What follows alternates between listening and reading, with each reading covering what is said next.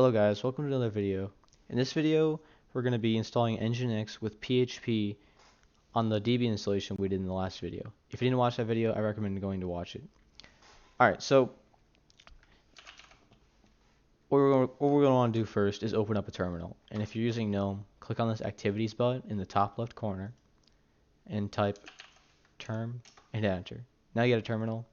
I changed the default layout from the white terminal because I don't like that. If you want to know how to do it, you should go to Edit, Preferences, Color, uncheck this box, and select whatever one you like. I like white and black personally, so that's what we're going to go with. Alright, so we created a user during the installation, but that user does not come with sudo privileges or privileges to execute commands as the root user. And while we could use the root user to execute commands, we don't want to do that because it's unsafe. So what we're going to do is we're going to switch to the root user. We're doing su root, enter the root password.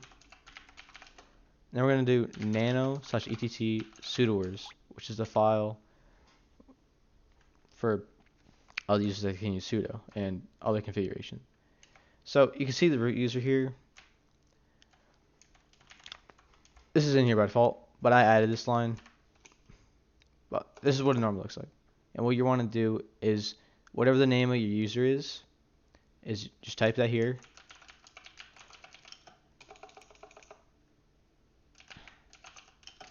And basically replicate the line above.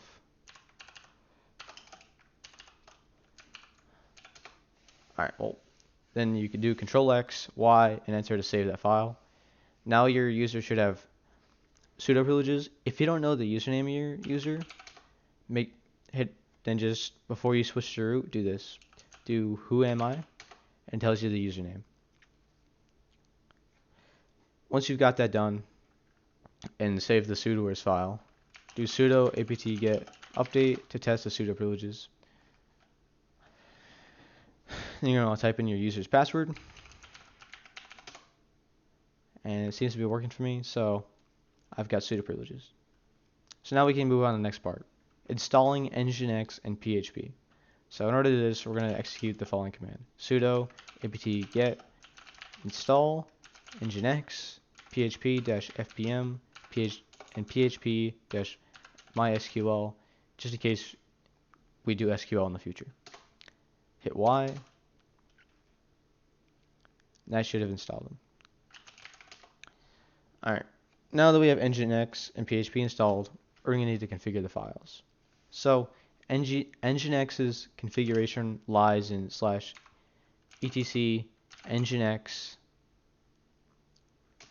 And if you list all the files in this directory, there's a lot of files, but the main files we need are in sites available and sites enabled. So let's go into the sites available file. Now in here lies our configuration files for our sites. Here's the default one. Let's have a look at that. So as you can see, it's got a bunch of configuration here. And there's a link to this file in the sites enabled file. I'll show you that right now. So there you go. So I've already made up a configuration file, but if you haven't made up a configuration file, then I recommend doing so. While the default one works, it's nice to have your own configuration file so you don't have to mess up the default one. And if you are going to use the default one, I recommend making a backup like such. So you just do cp default to default .back. Oh, make sure you execute this command with sudo because we're in a root own directory. And you see we got default.back, misspelled that by accident. Alright, so I'll show you my configuration file. So it's in my documents folder. Example site. Yes. Alright. So here's my bare bones configuration file. If you want to pause the video and copy this, go right ahead. But basically, this is just what port the Nginx will listen on, port 80. This is the root directory for our server, which is in srv www example site. I haven't created that directory yet. I recommend creating your server directory in /srv/www and making this whatever you want the name of your site to be. This is what files Nginx will search for. If we're going to be using PHP, so add index.php to the list. Server name, example site. Don't forget, I forgot a semicolon here. Don't forget those. And here's the PHP configuration. And that's about it. This is all you really need. This is very bare bones, but if you want to configure Nginx more, go read the documentation. But this is all we need for now. Alright, so what I'm going to do is I'm going to sudo cp that to here.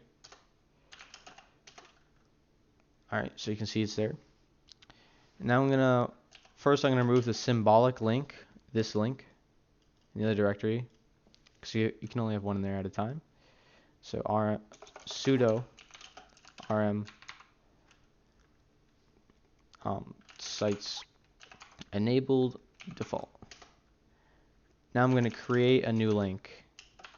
So ln for link and -s for symbolic or soft, and do /etc nginx sites available example site etc nginx sites enabled.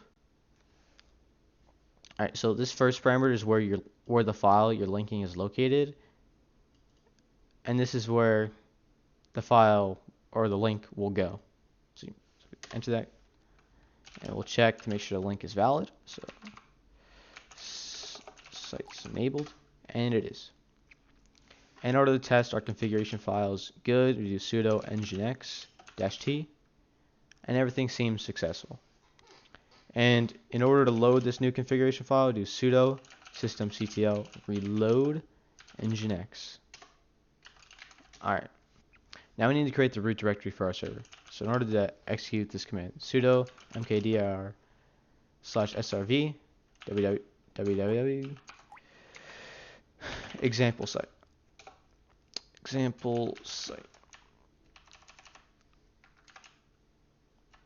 Make sure you add a -p option, which will create all the directories in one shot. Enter. I'm going to cd into there. And I'm going to create an index.html file, which will come up when we come to test this. I'm going to do a very bare bones HTML file. Like very, very bare bones. You can copy this if you want, or you can put your own in there.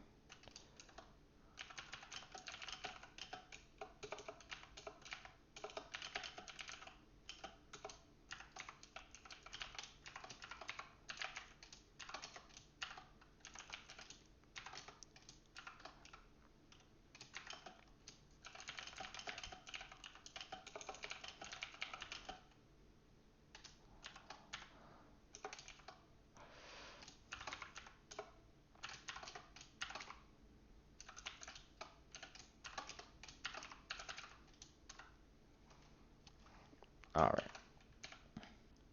That's done.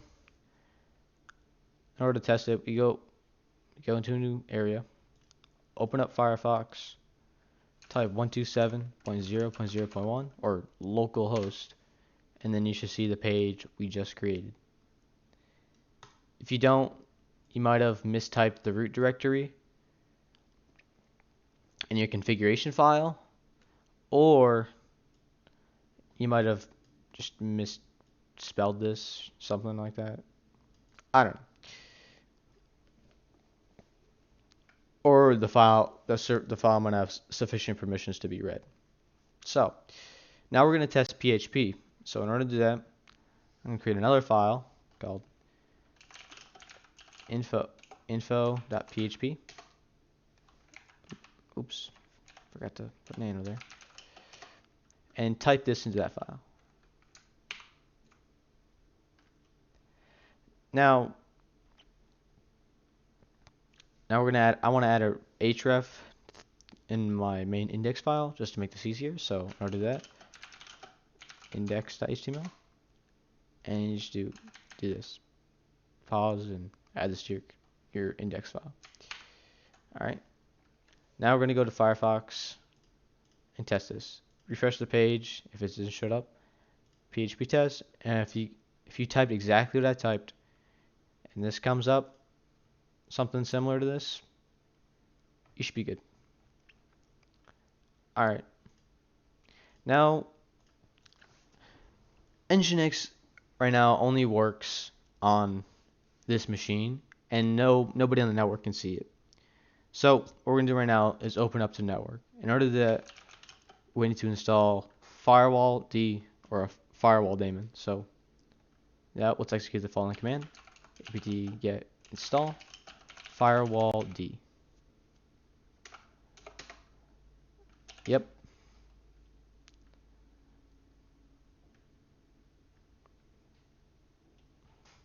All right, now that we have firewall D installed, we're gonna add Nginx's port, which is port 80 TCP. If you're using HTTPS, you're gonna add port 443, but I'm only gonna be adding port 80. So in order to do that, we do sudo firewall -cmd -perm, and then to make this addition permanent, add port equals 80/TCP. If 666, you should be good. And we're gonna do sudo systemctl reload firewall D, and then we should be good. But before we go test, see if we can see our web page on the network, we gotta enable these services. So in order to do that, we do sudo systemctl enable Nginx, and then do sudo systemctl enable firewall D. When you enable, so what have we done here?